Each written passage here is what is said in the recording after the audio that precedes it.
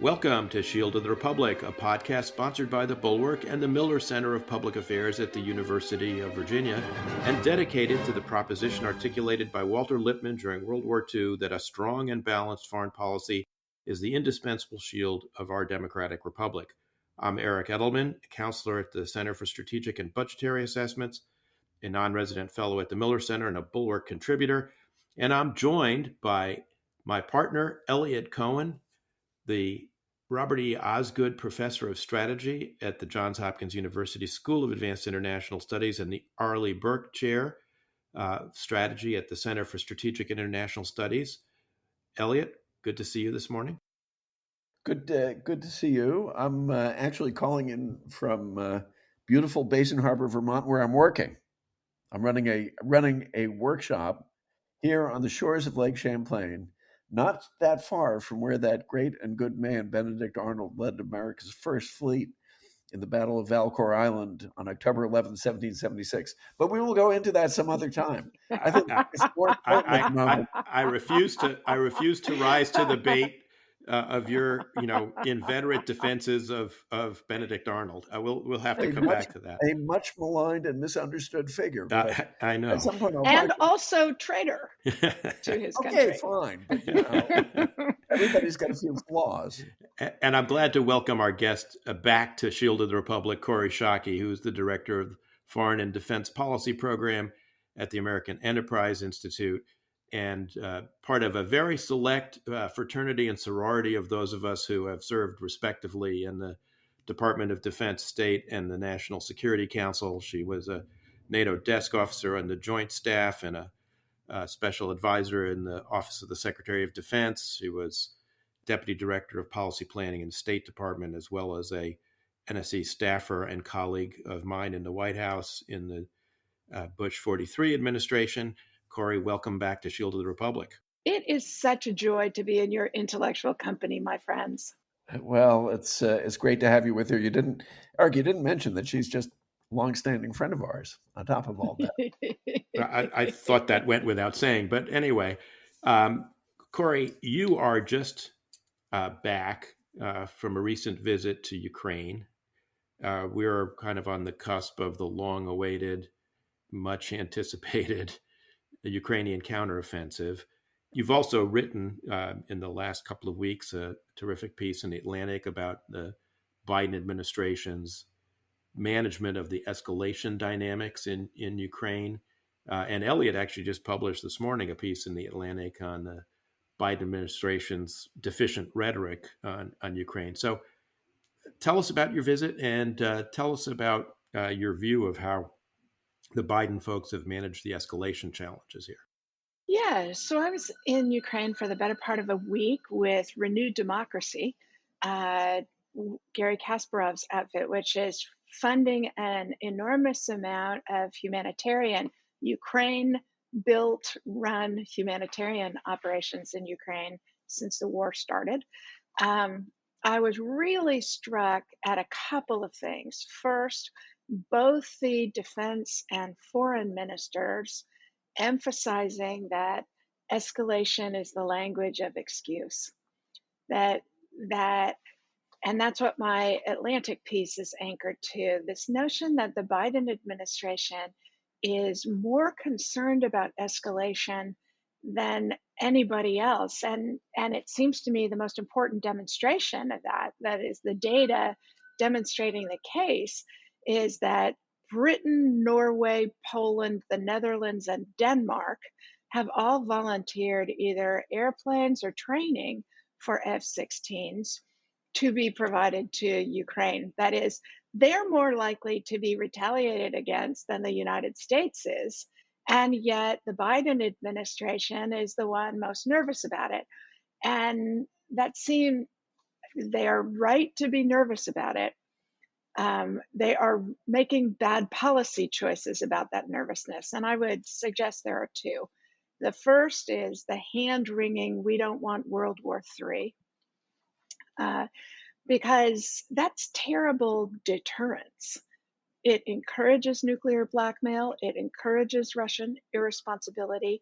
The right answer would be to reinforce deterrence against escalation by emphasizing that the NATO Article 5 guarantee means if Russia escalates to attack Poland or the Baltic states or another NATO member, it will bring the full weight of the NATO militaries into this war.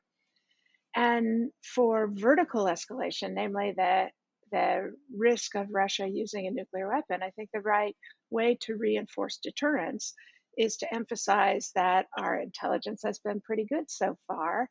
And if we see any signs the Russians are making preparations, we will both publicize that intelligence, provide targeting intelligence and weapons suitable to the task to the Ukrainians. If we fail to reinforce deterrence, if we fail to prevent that Russian act, we will send NATO CBRN troops to Ukraine. That is, there will be permanently stationed NATO military forces on the territory of Ukraine. And we will hunt down and either kill or bring to justice anyone involved in the policy or the execution of that. Talking weak to an aggressor is terrible deterrence. And the Biden administration seems not to be able to help itself either in what they say, absent the Secretary of State's excellent speech in Helsinki a couple of days ago, or in slowly increasing the assistance we give to Ukraine, which is the second problem with how they're thinking about deterrence. So, Kori, the thing that strikes me is, I mean, first, the Russians are in no position to escalate this thing conventionally. I mean, they are really out of gas. Their fleets are actually worthless. People say, well, their Air Force is still there. But actually, their Air Force has proven itself incompetent since the beginning of the war. Everything we know about it in terms of pilot training and so on and so forth indicates it's a pretty weak Air Force. And if there's one thing NATO does have a lot of, it's air power. So the only thing that they have are nuclear weapons, and we don't have to rehearse all the arguments here why, I suppose we could, why it would be extremely foolish for them to begin throwing nuclear weapons around. It's clear the Chinese don't want them to do that, so on and so forth. For me, the interesting question in this is, okay, why does the Biden administration natter on and on about this? Usually not directly, I have to say. They usually go through cutouts, journalists who will sort of share their innermost fears. And, given that it is so clearly counterproductive. Now, the villain that I have in mind in all this is American political science seminars in the 1980s, which I think permanently warped the minds of a bunch of people who are otherwise highly intelligent. But I'm not being facetious, really. I think that what my interpretation of it is that you have people who are still caught up in Cold War modes of thinking, and a Cold War understanding what strategy is, most of which has nothing to do with war. And I will, this is about you, not me, Seb, but I will plug the one part of my Atlantic piece where I say, it would have been much better if these guys had been in a couple of bar fights. So they'd understand that the conflict of this kind is a very visceral sort of thing. And you don't titrate your punches in a boxing ring or some other seriously conflictual place. But I'd be curious to know what's your view, and Eric, your view on why, like I said, highly intelligent, highly credentialed people in the White House, I think in the civilian side of the Defense Department as well, take a view which is it's pretty absurd, actually. Before Kori kind of jumps in to answer this, Eliot, I would like to revise and extend your remarks. I mean, because I think it's actually worse than you're suggesting, in the sense that I think a lot of them have. But I always like to be the moderate. Yeah. Yeah. I think it reflects a very imperfect appreciation and understanding of deterrence dynamics, even in the Cold War period, for instance. And what I mean by that is, and I'd be interested, I've made this point, I think, a couple of times in the podcast before, but if you look at the pattern of Putin's threats to use nuclear weapons, which began on the day he announced the military operation back in February of 2022, he has always made these threats in very vague and very abstract terms. But when he's been asked explicitly about the use of nuclear weapons, as he was back in the fall, I think it was October or maybe early November, he said, look, there's no point in using nuclear weapons. There's no use case in Ukraine. There's no advantage for us to use nuclear weapons. I don't want to suggest that it's not active saber rattling. He does do it, but it's very vague. And it's, in that sense, a bluff that's unlikely to be called. And in that sense, it bears an enormous resemblance to a lot of the Soviet nuclear signaling we saw during the Cold War, which was explicitly cast as bluffs not meant to be called. And yet, to Kori's earlier point, the constant hand-wringing, pearl-clutching on the U.S. side about nuclear escalation and World War III, of course, only invites him to argue that if the U.S. does X or Y that he doesn't want them to do, it will lead to World War III or nuclear escalation without, having to actually make good on the threat.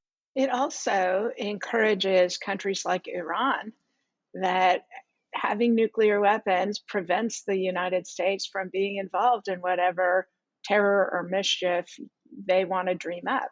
So it not only encourages bad behavior on the part of the Russians, it encourages proliferation.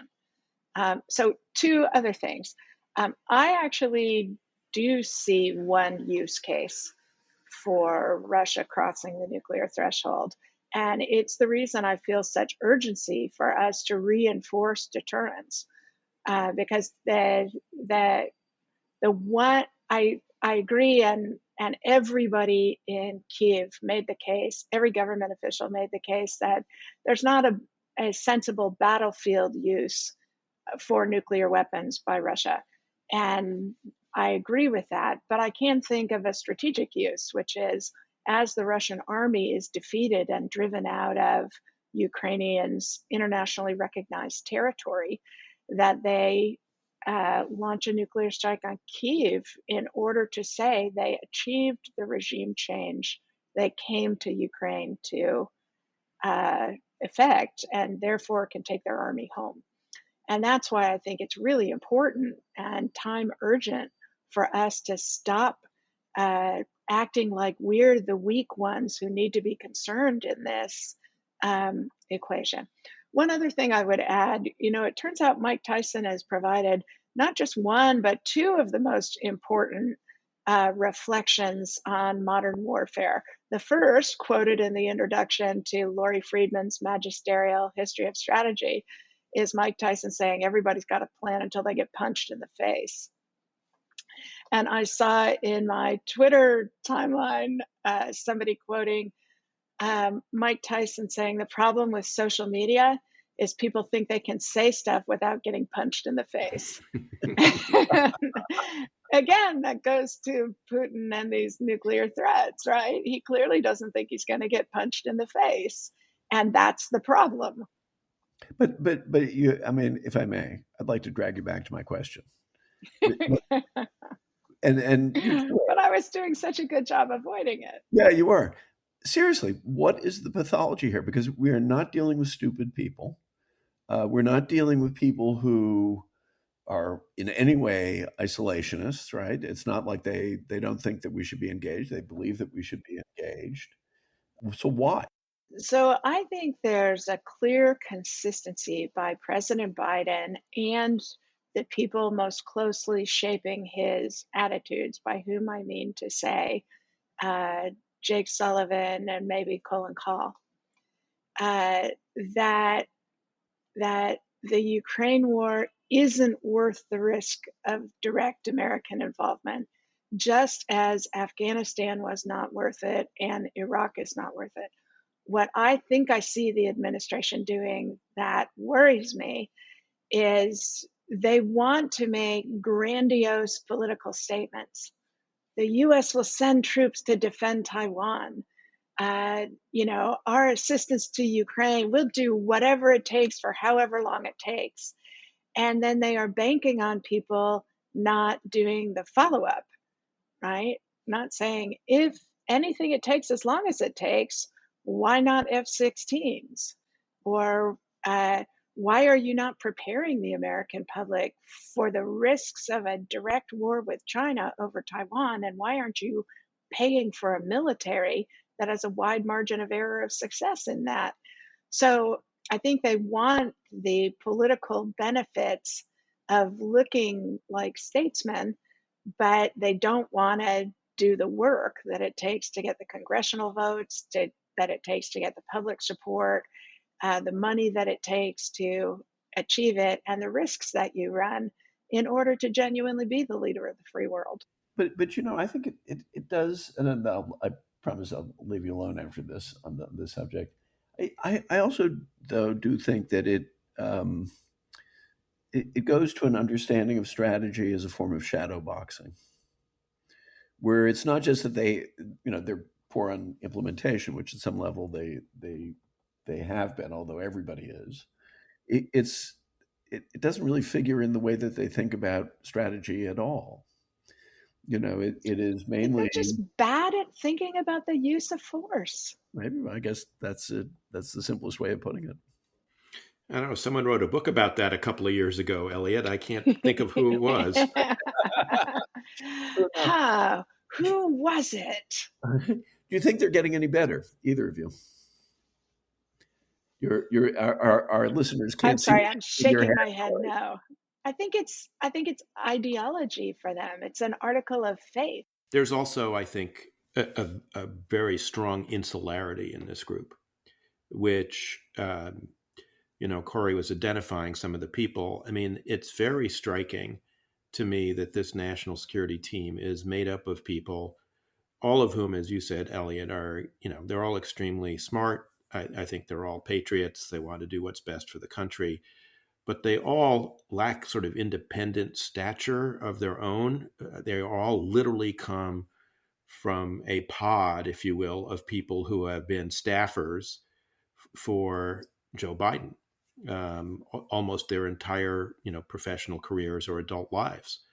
And I think that creates a kind of bubble mentality. I mean, you adverted to this in your Atlantic piece, Eliot, and I know this is true from personal experience, that a lot of these folks are still absolutely convinced that, the withdrawal from Afghanistan in the summer of, in August of 2021 was a brilliant success, that got 120,000 people out, and that there were no long-term reputational consequences from the kind of shambolic way that this was all executed, and the clear lack of preparation that they had, the clear lack of understanding of what the effects of some of their decisions would be on the battlefield in Afghanistan, and nobody has forced them, for instance, to confront the very damning report of the Special Inspector General for Afghanistan,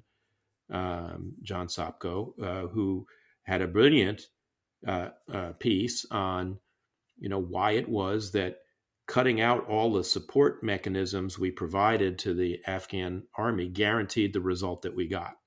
And clearly they did not understand that we had trained an army to fight the way we fight. And then we pulled the enabling, undercarriage of that out. And I don't mean U.S. troops necessarily, but the contract support for, vehicle and aviation maintenance, kind of mission command planning, and of course the close air support, which was U.S. forces. But the fact that we pulled all that out from under them guaranteed that the Afghan National Army was not going to be able to fight. They still think this was a great success. Yeah, and they also, in addition to everything Eric just said, I think they also believe that the only reason, when challenged about, but there were no American casualties in Afghanistan for the year before, they genuinely believe the only reason that is so was because of the Trump deal with the Taliban, that there was no way, which is, of course, also wrong. So, you know, it's really troubling. I mean, really troubling. This is probably as good as it gets on the Democratic side, I think. And given that on, you know, the Republican side, you know, you may get sort of Trumpian staffers, which is as or more chilling.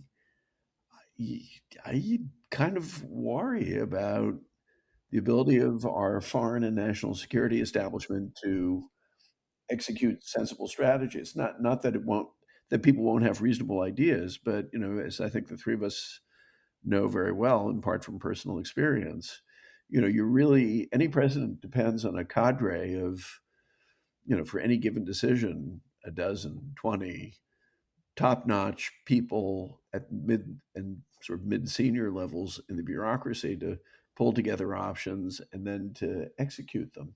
And I do worry a little bit that, you know, our that pool of people that we used to have for a very long time on both sides of the partisan divide may no longer be there. Could either of you reassure me on that? No, I can't, because I mean, I think a big tell was over the weekend when Vivek Ramaswamy, who is the tech entrepreneur running for the Republican presidential nomination, who's actually polling, you know, about 6 or 7%. He's polling right up there with the former vice president of the United States, was asked about Ukraine, and he went full Neville Chamberlain in his answer.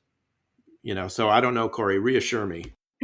I'm not sure I can reassure you, but it is certainly true that I continue to wear the tiara of optimism. And I would not have bet money that the Biden team, who, as you said, are all Biden staffers, not independent political or strategic actors, I wouldn't have bet they would do this well. And also, you know, the Speaker of the House made reckless comments on Ukraine, which he reconsidered. The governor of Florida made reckless comments about Ukraine, which he has also walked back.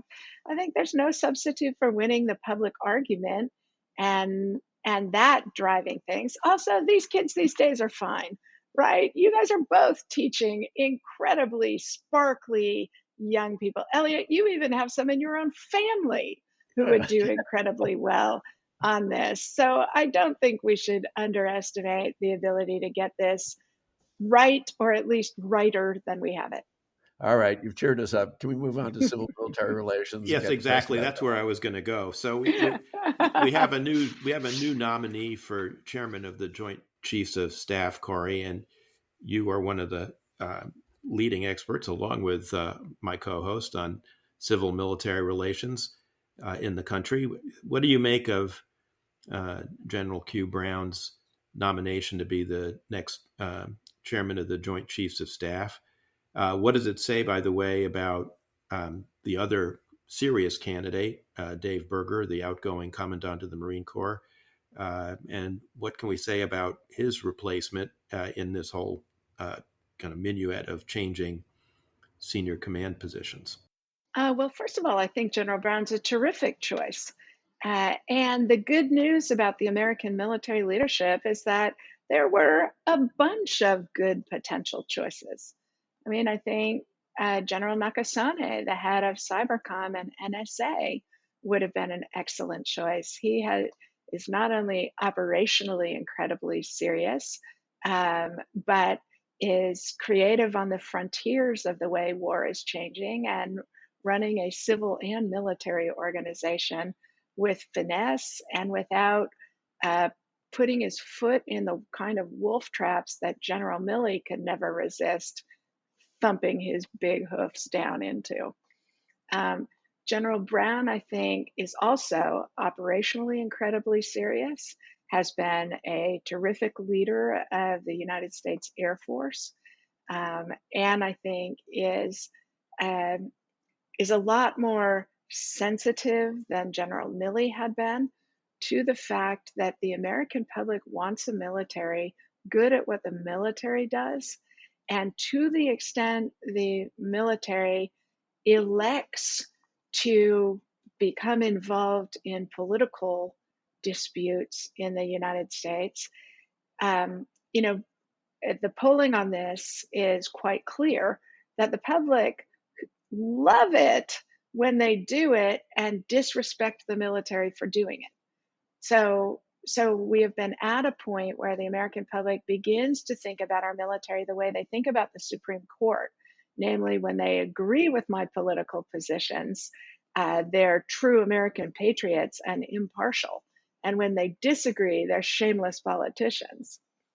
And so I think General Brown's quite sensitive to the fact that General Milley volunteered his Princeton educated views on a bunch of things like critical race theory, where the military would really love to be left out of this conversation and permitted to do what they do for the country. So I think that he's a great choice for a whole bunch of reasons, for his operational acumen, for his creative strategic thinking, for his great leadership, but also for his ability to do, as Clarence Darrow, that great defense attorney, always advised his clients, no man was ever convicted based on testimony he did not give. I would just let me just pile on to that a little bit. I have very very high regard for General Brown. We should talk a bit about Dave Berger too. Who has been leading the Marine Corps in what is the most dramatic overhaul of any of the armed services, I think, in a very very long time. It's no coincidence that they're friends. They are, quite similar in being extremely good listeners. And just on the civil military relations point, I thought if people haven't seen it, you should go back. And there was General Brown gave an address to the Air Force right after the George Floyd killing, and I thought it was superbly done because on the one hand, you don't want service chiefs talking about every social issue that the United States faces. On the other hand, it was inescapable for him, I think, to address it, both because of the intensity of the feelings, but also this is the first African American chief of staff of the Air Force, and I thought he did it brilliantly. I thought he walked the narrow lines that he had to walk. He brought in his own personal experience, which I think he also had to do at some level. So that was quite remarkable. But simply as a leader of the Air Force, he's been very, sort of leaning forward into particularly technological change and so on. So I think he's very good. At the end of the day, a president has to pick a chairman, and the Secretary of Defense has to pick a chairman that they really feel very, very comfortable working with. I suspect it was a pretty close choice at the end of the day because Berger's outstanding as well. At the end of the day, I think one of the big things that a future chairmen have to face is these may very well be people who have to lead the armed forces in war, and that hasn't really been the case, I think, for a while. I mean, even during the Iraq and Afghan wars, I mean, obviously those respective chairmen were deeply engaged in that. But they preside over a bunch of service chiefs who are mainly concerned with training, equipping, manning the force, and so you naturally kind of gravitate to those issues rather than how do we actually win this thing, which I think that helps account for some of the end runs that President Bush did while we were in office to people like Jack Keane and others, because I'm not sure he always felt he was simply getting advice about how do we win this war. I think that's going to be part of our future. Let me ask a question, two questions to both of you. So one, I think it's a great choice as well, and I share both of your views of General Brown, and I particularly agree, Eliot, with the point you just made, which I was going to make if you didn't, which was the very extraordinary statement he made to the service, to the Air Force after the George Floyd killing. I guess the thing I would say, or I would ask, the two of you is, number one, given that experience, how well do you think he will do dealing with those members of the Congress who seem intent on trying to score political points by accusing the U.S. military of becoming too woke and, slamming our military for its emphasis on diversity, inclusion, and equality, et cetera? And the second is, do you agree with me? I think one of the more important elements of this changeover is the fact that, not through anybody's fault, and this is not meant to cast personal aspersions on any of the leaders involved, but you need, I think, some diversity of service experience in senior leadership in the department. And the fact that you had a Secretary of Defense who came from the Army, a Chief of Staff who came from the Army, a Director of the Joint Staff who came from the Army, just creates some, unintentional distortions in how the building works in its normal processes, which was a similar problem that you had in the Trump administration, where you had a Marine Secretary of State, a Marine Chairman, a Marine Director of the Joint Staff. Not that anything was wrong with any of those individuals, but that collectively, it's the natural instinct of people to reach. All of these jobs are impossible, having had one of them.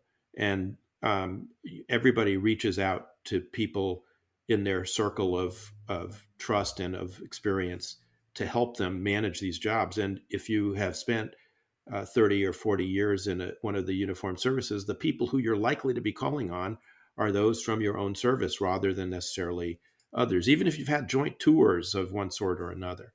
And I think that was one very important part of this. I'm curious if the two of you agree. So on the first question about how to avoid getting pulled into politics, I feel like it's the defensive side of the coin of Napoleon saying, if you want to take Vienna, take Vienna. If you don't want to get drawn into politics, don't get drawn into politics.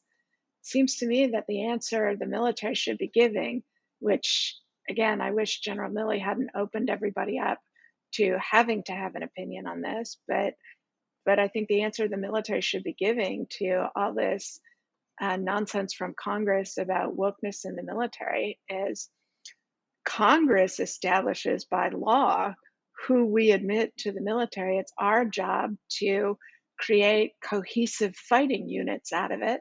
And this is the best way we know how to do it. Inclusivity and everybody being respected. If you've got better ways to do that, the military should be open to hearing them, but they shouldn't.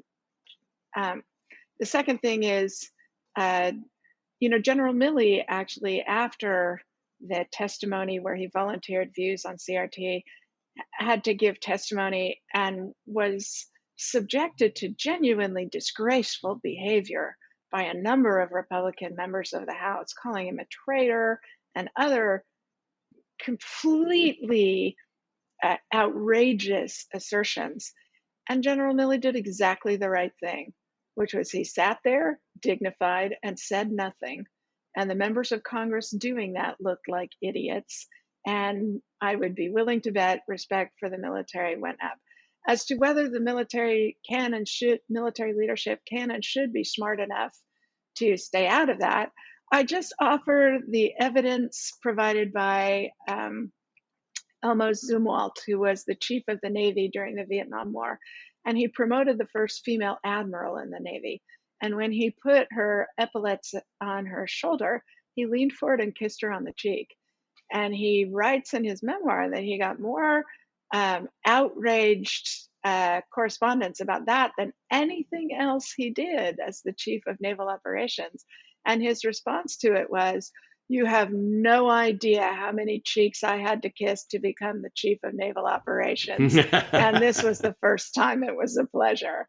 So pretending that they don't have political skills or interpersonal skills that can be advantageous is just not true. You don't get to lead any kind of organization without some political skill. That reminds me of Bob Gates saying that he had overthrown, several small governments as director of CIA with less pushback than he got when he tried to replace the football coach at Texas A&M.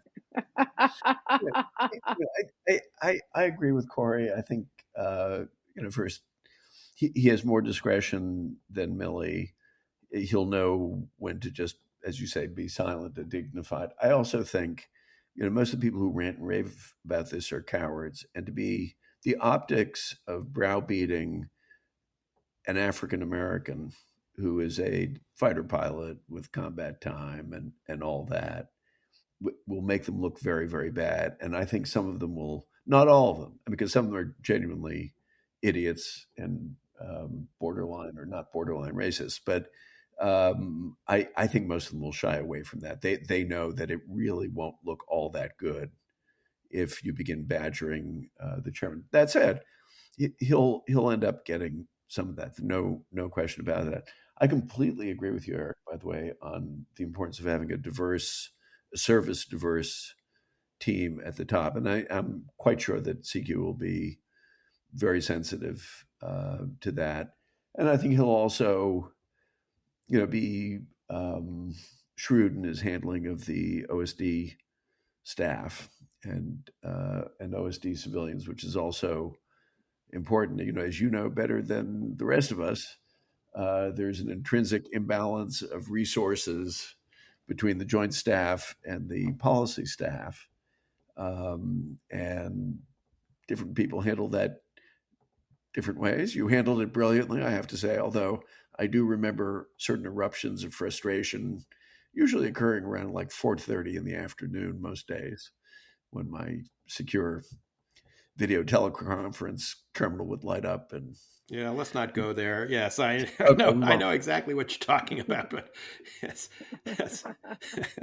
yes, that's an inevitable frustration. I want to close out this segment by saying that Professor Edwin Corwin once famously said that the Constitution was an invitation to struggle between the legislative and executive branches over the control of foreign policy. And my view is the National Security Act of 1947 is an invitation to civilians and uniformed military to struggle over the direction of U.S. military policy.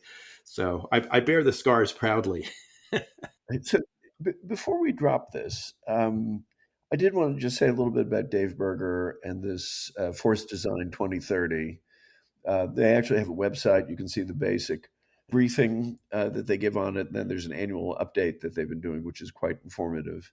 His successor, Eric Smith, who's been the number 2, will very much continue this on. It's a dramatic remodeling of the Marine Corps, getting rid of the tanks, more long-range missiles, overwhelming focus, I think, on China, a whole bunch of other things as well. And I'm sure, on technical grounds, people can argue about it and argue reasonably about it. There are 2 things that strike me about it. One is, it is bold and it is dramatic change. And, military organizations, as we well know, are quite resistant to that sort of organizational change in many ways. But the other thing is, of course, that's been interesting has been the fury, sometimes orchestrated from the retired 4-star community. And I think one of the things people may not realize about the Department of Defense, actually particularly in the Marine Corps, but really in all the services, the retired 4-stars have a lot of influence. And I think that's usually pernicious. They're there in all the mentoring programs for new generals. I suppose that makes sense. But it is not a recipe for saying, what got us here won't get us there. We need to change things dramatically. And it's a piece of military culture that, frankly, has always made me somewhat twitchy. I don't know if either of the 2 of you share my twitchiness on this one. I do. And, I think it's striking, actually, that among the retired 4-stars who have been very sympathetic to what Berger has done has been his immediate predecessor, General Neller, who has not joined in the kind of auto da fe that has gone on, in sort of retired, Marine circles about what Dave Berger has done. Bob Gates, when I worked for him when he was secretary, used to talk about the problem of focusing on what we really are about in the Department of Defense. And I think Dave Berger has done a great job of actually focusing on the challenges the Marine Corps is likely to face. And what you get back is, well, because it's so specialized into the Indo-Pacific, that it's diminishing the Marine Corps' role as the nation's first response force globally. But I think actually, given the very challenging circumstances we face and the resource limitations that we are inevitably going to be bumping up against, what he's doing makes a lot of sense. So I am more supportive of the back and forth that's been going on, because General Berger is instituting revolutionary changes. And I actually think this kind of disputatiousness, I agree this kind of disputatiousness is incredibly rare, but I also think it's how you prevent big mistakes. And while I am personally quite sympathetic to what General Berger's trying to do, there are good rebuttals to some of the challenges that have been raised. Eric just gave several of them, and I think where General Berger might deserve some criticism is not encouraging a more open conversation about good reasons why we're doing this, and why the previous structure is unsustainable or unsuited to the challenges at hand. Yeah, I guess, I maybe, but I think with the community that's been most vocal, I don't think you could argue them out of it. I mean, these are if you look at the appeals, they're essentially appeals to tradition and the way we've always done it. There was a robust internal development effort where there was a lot of back and forth, and I do think 4 stars, and this maybe is a way of, I don't know if this wraps the civil military relations conversation. They really have a unique status in our system, and more than other, they never really retire. I mean, they really don't. And they do have a lot of influence within the services because of their networks of people who'd worked for them and so on. And they can end up being subversive of good order and discipline when you get right down to it. And I think some of the rhetoric that came out of some of these people really approaches that. I mean, it's not, I have a concern about, how does the Marine Corps fulfill its missions with this kind of force? What you would expect is sort of a logical, operational level analysis. Instead, some of it's been very nasty, very ad hominem. And like I said, it's really, wrapping yourself in a couple hundred years of military tradition. And, it brings to mind, failed British military reform efforts at the end of the 19th century. And, that took you straight to the sum. So, I know you want to wrap this section up, and I want to move on as well to the next section of the podcast on strategic excellence, which I want Kori to talk to us about. But it really, the point you make about 4 stars never retiring highlights something we talked about in an earlier conversation with Kori, which is it's the reason why they should never get involved in politics after they leave command and retire, because they still are actively engaged in kind of the shaping of the military, and therefore their appearances at the quadrennial appearances on both sides of Team Red and Team Blue military officers is so corrosive and undermines military professionalism and confidence, I think public confidence in the military as well, and opens up, by the way, people to these charges of being Bush generals or Clinton generals or Obama generals or woke generals, et cetera. With that, let us turn to strategic excellence. And Kori, you have written an absolutely fascinating essay in New Makers of Modern Strategy, the most recent third version of a classic work on a strategy that first appeared in the midst of World War II. And second edition appeared in the mid 1980s at the height of the Cold War. And you and I are both contributors to the current version, and Eliot and I will be discussing it in probably a couple of weeks' time with some of the other authors. But yours is really a unique contribution because you write about strategic excellence, um, and the example you have chosen to focus on is the role of Tecumseh and the Shawnee Confederacy. And I wish you would tell our listeners a little bit about how you came to that and what your conclusions were from studying that experience. Sure. Yeah, I was so grateful that Hal Brands, the editor of this installment of Makers of Modern Strategy, indulged me on this one because so much of our study of strategy is European focused, when in fact, far and away, most of the wars the United States Army, the United States military has fought have been the conquest and consolidation of American control of North America. Um, 900 something separate campaigns in order to to make it safe for others to argue that we're a maritime power. And uh, I so probably 15 years ago, Jim Mattis and I were having an argument about something, and he asked me when the last time I thought Native Americans might have prevented European conquest of North America. And my answer then and now is Tecumseh and the Shawnee Confederacy, because Tecumseh was so unique a leader and had such a fabulous strategic vision that he carried out so effectively. The Shawnee Confederacy very nearly produced a 1,500-mile barricade to westward expansion, running from Lake Erie to the Gulf of Mexico.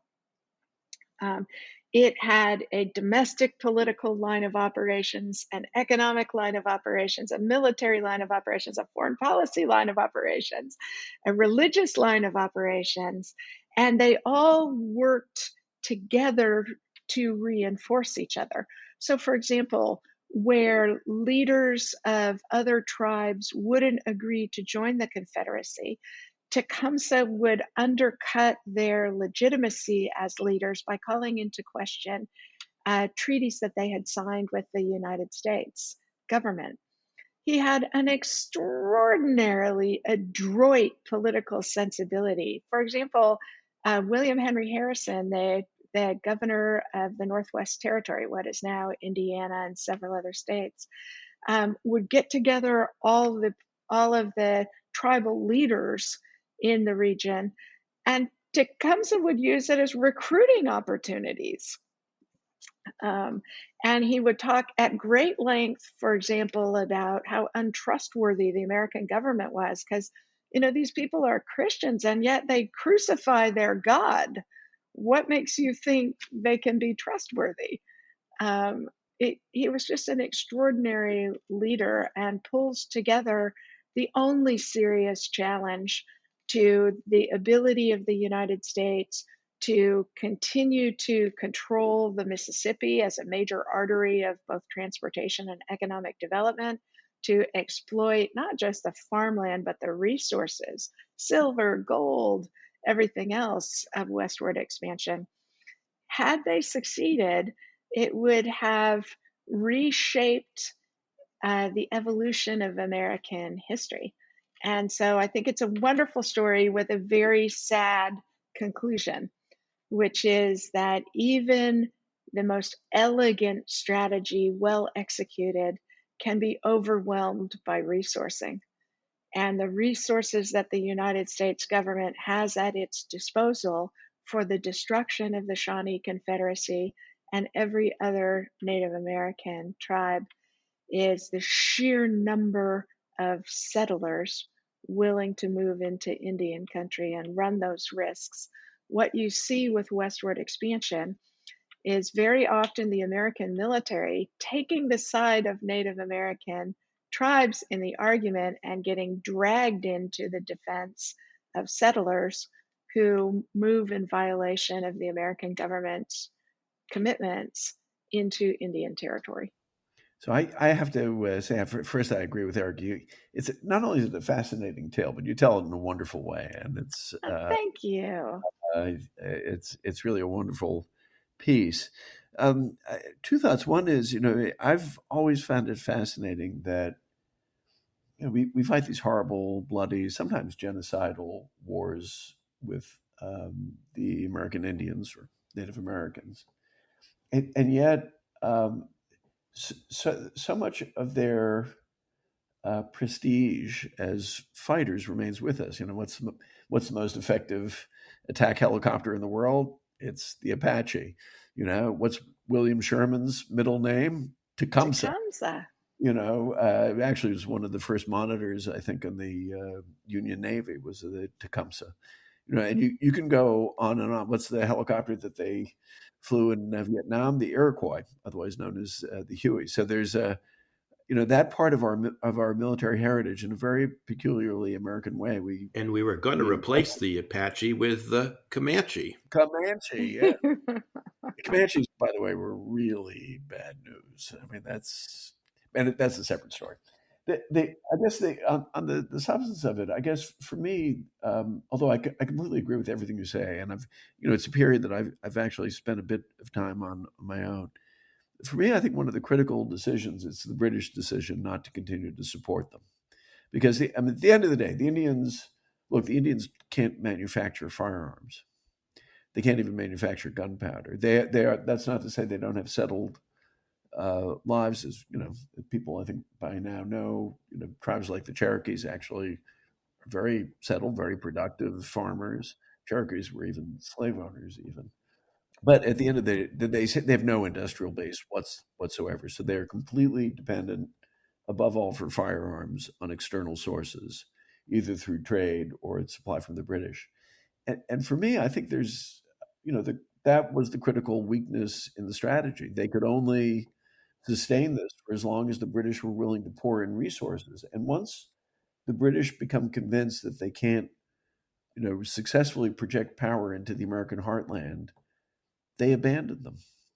And the American Indians are the big losers of the War of 1812. Everybody else, the Americans, the Canadians, and the British, can plausibly consider themselves winners. I think I agree with you, although we may disagree a little bit on the finer points of the timeline, because I think the British decision gets precipitated by the American Navy interdicting the British supply lines during the War of 1812. And the British decision to abandon Native Americans comes at roughly the same time Tecumseh himself gets killed. And so you have an overdetermined problem of the British not so that part of the genius of Tecumseh's strategy is the agreement with the British that they will supply food and to Native American families, freeing up the men to fight. And you don't see the Confederacy disengaging from the fight until the Battle of the Thames, when Tecumseh is killed and when the interdiction occurs. But then you see, fighters going home to hunt. So I agree with you that the fundamental weakness of their strategy was economic, because they required external supplies, not just of weapons, but also of fundamental economics. So yes, it was probably inevitable, but inevitable is a very long time. I just would, to wrap us up, I would say and take us back to where we began this conversation. One of the things that I found so compelling about your essay, Kori, in terms of the issue you and Eliot have just been debating, is the old saw that, amateurs talk about strategy and professionals talk about logistics. I mean, you end your essay by basically saying that was the ultimate flaw, the weakness in Tecumseh's strategy was this dependence on foreign outside source of food to sustain the domestic population. And once the Americans cut that, it's impossible for the strategy to succeed, no matter how brilliantly conceived. And I mean, I think we've seen that lesson about the importance of logistics and versus strategy being played out again in Ukraine in our own time. I guess I'll just make this my final comment. I think the essay also, like the book, Makers of Modern Strategy, it really does illuminate how a wide and deep reading of military history, even military history from a couple of centuries back, it helps you think about the world as it is, how it helps you think about military challenges as they are. So, there's absolutely no reason to shun the late 18th century, which is why actually I would like to have a 2-hour session on the finer points of Benedict Arnold's military genius. I'll take that as a yes, Eric. We'll have to come back to Benedict Arnold on another day, but that's all the time we have, I'm afraid, for Shield of the Republic today. I want to thank our guest, Kori Schake, for joining us. Kori, it's great to have you. It has been such a joy to have this conversation with you two sparkly intellectuals. And with that, we'll say goodbye for this week. If you enjoyed this episode of Shield of the Republic, please leave us a review on Apple Podcasts or Spotify or wherever you get your podcasts from. And that'll be it for now.